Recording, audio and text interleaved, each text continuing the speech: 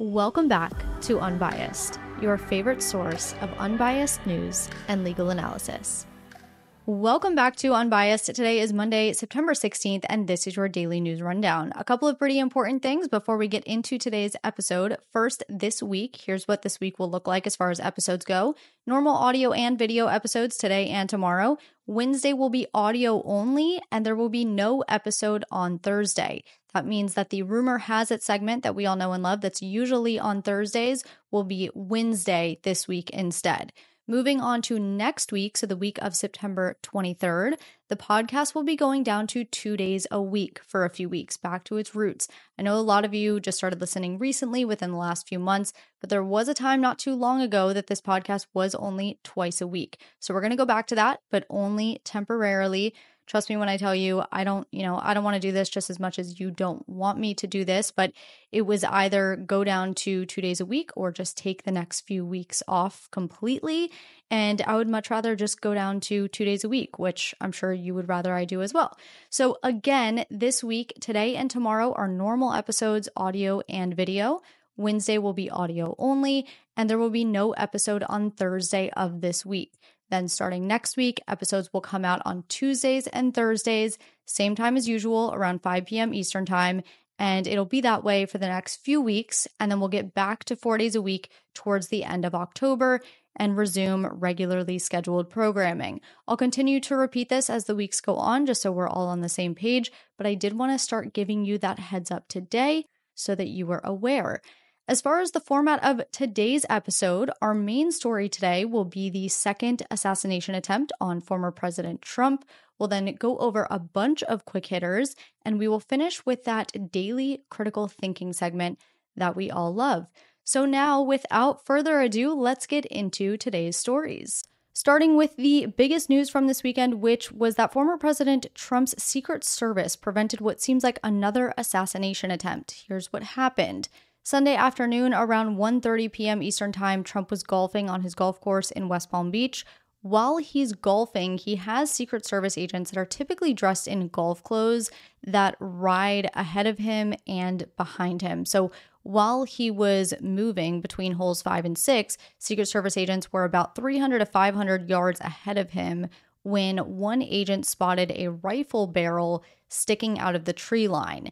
The agent then proceeded to shoot 4 to 6 rounds at the man in the bushes. The man ran and fled to his car. A witness who happened to be in the vicinity saw the man run from the bushes and was able to actually take a picture of the suspect's car and license plate, which is ultimately what led to the suspect's apprehension about 50 miles north of the golf course on the highway. Investigators are still trying to figure out whether the suspect actually fired the gun, because there were 3 shell casings found on the scene. When the man ran, he left all of his belongings behind, so law enforcement found the loaded SKS-style semi-automatic rifle with a scope, a GoPro, which was seemingly going to be used to film, 2 backpacks, one of which had ceramic tiles in it to mimic a bulletproof vest, and a black plastic bag of food.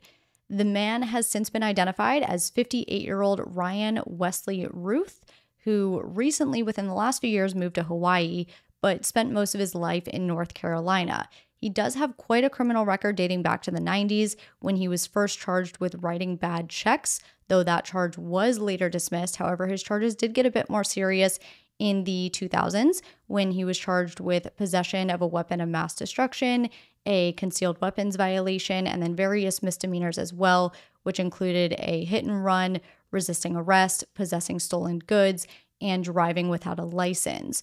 Ruth is registered as an unaffiliated voter. He voted for Trump in 2016 and voted Democrat in the most recent 2024 North Carolina primary. His X account, which has now been suspended, had many posts about Trump, including one in 2020 that read, quote, "At Real Donald Trump, while you were my choice in 2016, I and the world hoped that President Trump would be different and better than the candidate, but we were all greatly disappointment." Not sure if that's supposed to say disappointed, but it says disappointment. "And it seems you are getting worse and devolving. I will be glad when you are gone." End quote. Then, more recently, following the assassination attempt on Trump in July, Ruth wrote in a post directed at Harris on X, quote, you and Biden should visit the injured people in the hospital from the Trump rally and attend the funeral of the murdered firemen. Trump will never do anything for them." End quote. As far as motive goes, we don't really have a clear answer from law enforcement right now, but we do know that Ruth was very passionate about supporting Ukraine. And we also know that some Republicans, including Trump, have been vocal about the amount of aid that the United States has provided Ukraine. At one point, Ruth actually went to Ukraine to join the war, but he was turned down. In a 2022 Newsweek Romania article, Ruth was quoted saying, quote, "My initial goal was to come fight, but I'm 56. So initially they were like, I have no military experience. So they were like, you're not an ideal candidate. So they said, not right this minute. So plan B was to come here to Kyiv and promote getting more people here." End quote. He was also in contact with a CBS News senior foreign correspondent as one of her sources for what was happening in Ukraine. So she said that the last time that they had spoke was in November of 2023. So, these are just a couple of examples of his support for Ukraine, but definitely very, very passionate about the matter. So that certainly could have, at least in part, played a role for in his actions on Sunday. But again, we don't have clear-cut answers from law enforcement at this time. The criminal complaint was released today following Ruth's first court appearance. So we do know that he's been charged with 2 federal crimes, 1 count of possession of a firearm by a convicted felon, and 1 count of possession of a firearm with an obliterated serial number. The first charge has a maximum penalty of 15 years, a $250,000 fine, and 3 years supervised release. The second charge has a maximum penalty of 5 years, a $250,000 fine, and 3 years supervised release. So in total, he faces a max sentence of 20 years in prison, a $500,000 fine, and 6 years supervised release. Now, he very well could face more charges, but those are the only 2 charges he is facing as of now. We know from the criminal complaint that law enforcement has probable cause to believe that the rifle used was transported through interstate or foreign commerce, and that the license plate on his car was registered to a 2012 white Ford truck that's been reported stolen. So we'll see if either of those circumstances lead to more charges, but as I said, only those 2 charges have been brought as of now. We also know from that criminal complaint that Ruth may have been hiding out in the bushes along the golf course for about 12 hours. Basically, law enforcement tracked a WhatsApp number that Ruth claimed as his own in a July Facebook post back to T-Mobile. Agents then requested T-Mobile provide information pertaining to Ruth's phone usage, and those records showed that his phone was located in the vicinity of the area along the tree line from 1:59 a.m. until 1:31 p.m. on September 15th. So those are the facts that we know at this point. If you're interested in reading that criminal complaint, I do, of course, have it linked for you in the sources section of this episode, which you can find in the podcast episode description or by going to jordanismylawyer.com. Now on to some quick hitters. Disney and DirecTV announced a preliminary agreement on a new deal that will restore channels like ESPN, ABC, FX, Disney Channel, and other Disney networks to the DirecTV lineup after a 2-week blackout. DirecTV had previously complained that Disney was asking for an exorbitant price increase for its networks, eventually leading DirecTV to file a formal complaint against Disney with the FCC, alleging Disney failed to engage in good faith negotiations. However, the announcement of a preliminary agreement means the dispute is nearing its end. 3 U.S. citizens, 2 Spaniard citizens, and a Czech national were detained in Venezuela this weekend on suspicion of plotting to destabilize Venezuela and kill Venezuela's president, Nicolas Maduro. The Interior Minister of Venezuela said the U.S. citizens arrested were CIA agents. However, the State Department here in the United States said, quote, "Any claims of U.S. involvement in a plot to overthrow Maduro are categorically false. The United States continues to support a democratic solution to the political crisis in Venezuela." End quote. SpaceX can finally say it completed the first ever commercial spacewalk after the capsule splashed down in the Gulf of Mexico on Sunday. The first private spacewalk took place while orbiting nearly 460 miles above Earth, which is higher than both the ISS and Hubble Space Telescope. Until now, all spacewalks were done by professional astronauts. TikTok and its parent company ByteDance headed to court this morning to fight the recent law that seeks to force its sale. TikTok and ByteDance argued that the law violates users' First Amendment rights and that the government failed to provide sufficient proof of the app posing a security threat. The D.C. Circuit Court of Appeals is the court that heard oral arguments today, and once the court renders its decision, that is when the losing party can and likely will appeal this case to the Supreme Court. Oregon's DMV acknowledged that it mistakenly registered at least 306 non-citizens as voters since 2021. A spokesperson for the state's Department of Transportation says the mistake occurred in part because Oregon has allowed non-citizens to obtain driver's licenses since 2019, and when, quote, a DMV employee enters information about a person seeking a driver's license or state ID, they can incorrectly code that the person has a U.S. birth certificate or passport when they don't, end quote. The same spokesperson said that of the 306 non-citizens registered to vote, only 2 have cast a vote in any election since 2021.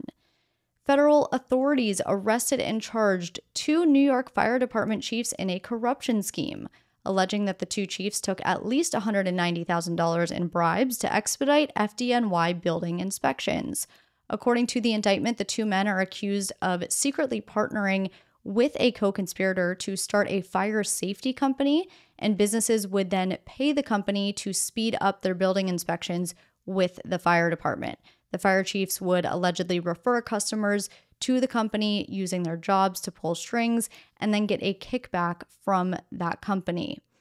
Walgreens has agreed to pay $106 million to settle lawsuits accusing it of fraudulently billing government health programs like Medicare and Medicaid for prescriptions that were never dispensed. So 3 whistleblowers alleged that from 2009 to 2020, Walgreens billed Medicare, Medicaid, and other federal health programs for prescriptions that pharmacists processed but patients never picked up.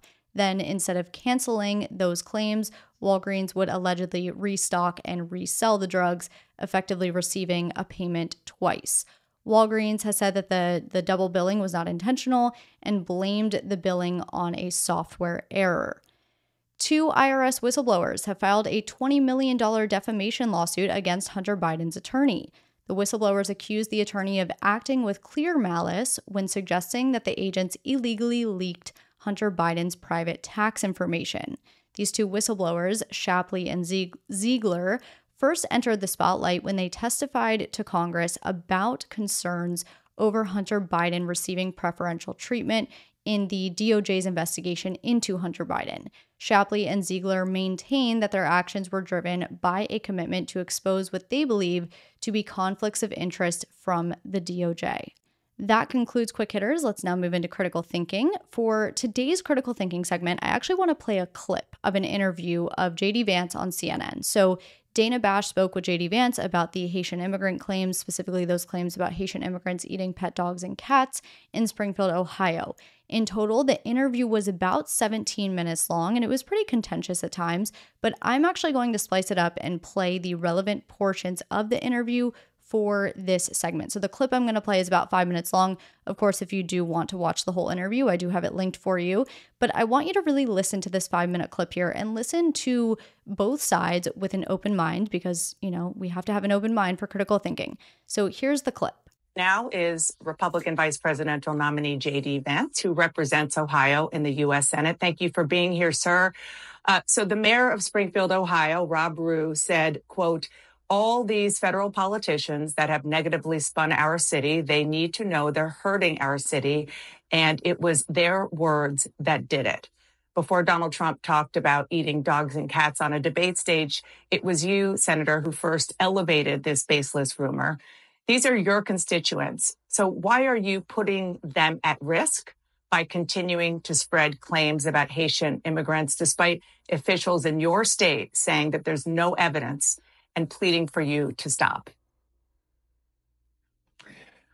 Well, Dana, first of all, what's putting the residents of Springfield at risk, which was a town completely ignored by the American media until Donald Trump and I started surfacing some of these concerns, is that they can't afford housing. They can't afford health care. The schools have been overwhelmed. The hospitals have been overwhelmed. And they're overwhelmed because Kamala Harris allowed 20,000 Haitian migrants to get dropped into a small Ohio town of about 40,000 people. And it's completely overwhelmed the services. Now, you ask, why have I talked about some of the things that I've been talking about? Let me just say this. My constituents have brought approximately a dozen separate concerns to me.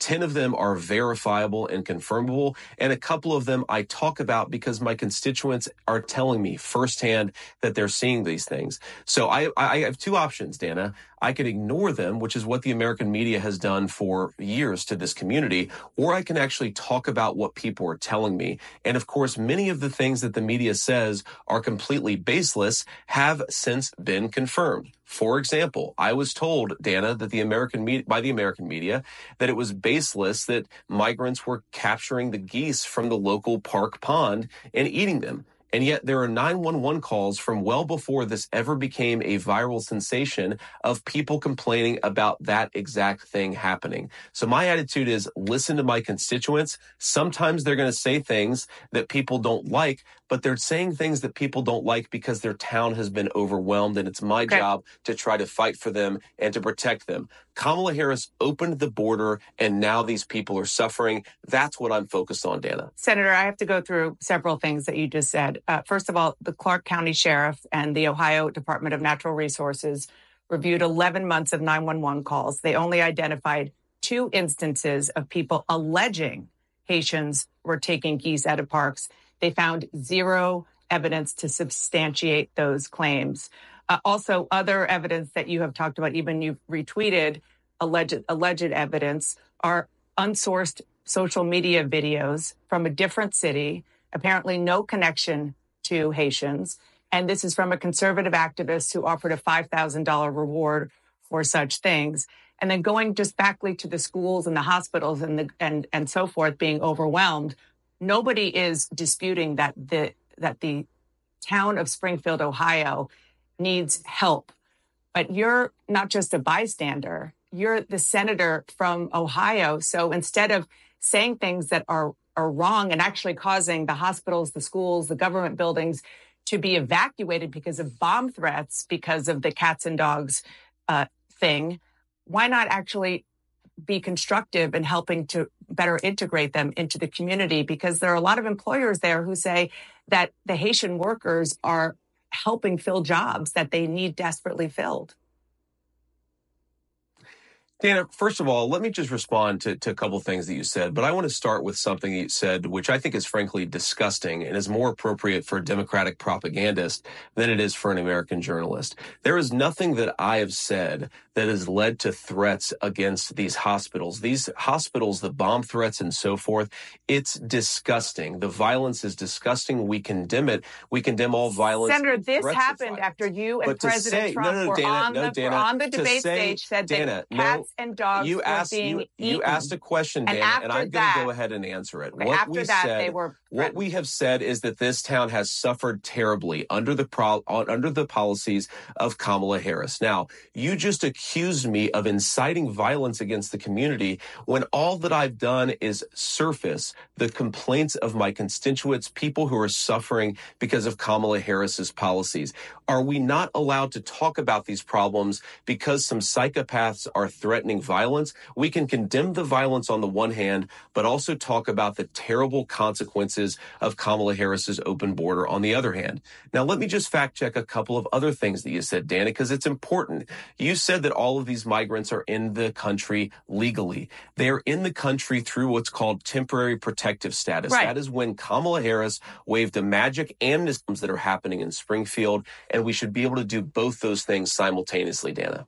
Just once and for all, you again started this in part by saying that, at which Donald Trump repeated on the debate stage, that, and he didn't say anything about the policies that you're talking about. He just said Haitians are eating dogs and cats. Can you affirmatively say now that that is a rumor that has no basis with evidence? Dana, the evidence is the firsthand account of my constituents who are telling me that this happened. And by the way, I've been trying to talk about the problems in Springfield for months, and the American media ignored it. There was a congressional hearing just last week of angel moms who lost children because Kamala Harris let criminal migrants into this country who then murdered their children. The American media totally ignored this stuff until Donald Trump and I started talking about cat memes. If I have to, But it wasn't just a meme, create stories so that the American media actually pays attention to the suffering of the American people, then that's what I'm going to do, Dana, because you guys are completely letting Kamala Harris coast. You had one interview with her. You talk about pushing back against me, Dana. You didn't push back against the fact that she cast the deciding vote on the Inflation Reduction Act, which is why a lot of Americans can't afford food and housing. You just said that you're creating a story. Public policy. Sir, you just said that you're creating the story. What's that, Dana? You just said that this is a story that you created. So then the eating dogs and cats thing is not We are accurate. creating, Dana, it comes from firsthand accounts from my constituents. I say that we're creating a story, meaning we're creating the American media focusing on it. I didn't create 20,000 illegal migrants coming into Springfield thanks to Kamala Harris's policies. Her policies did that, but yes, we created the actual focus that allowed the American media to talk about this story and the suffering caused by Kamala Harris's policies. Now, having heard that, what are your thoughts? I want you to first put your thoughts and feelings about JD Vance, Dana Bash, and CNN generally aside. I want you to think about this on your own, think about what was said. And because I like to sort of give you this launching pad when it comes to thinking about these things from both sides, here are some questions for you to consider. 1, how are you interpreting that interview? Just from a general perspective, what are your general thoughts? Then, to get a little more specific, what do you think about the claims about the Haitian immigrants in Springfield, Ohio, after hearing the fact-checking from Dana Bash and what Vance had to say about the accounts from his constituents? What are your thoughts there? And then next, what is your interpretation of Vance's statement about, quote unquote, creating stories, or as he clarified, creating the American media focusing on it? How do you interpret that? What does that mean to you? And feel free to rewind and listen to that clip as many times as you need to get a full grasp. Again, that's just a launching pad, just some ideas. But as always, I implore you to think about these things from all avenues. Think about these things with an open mind from both sides. And like I said, if you're interested in watching that full interview, I do have it linked for you in the sources section. That is what I have for you today. Thank you so much for being here. Have a fantastic night, and I will talk to you tomorrow.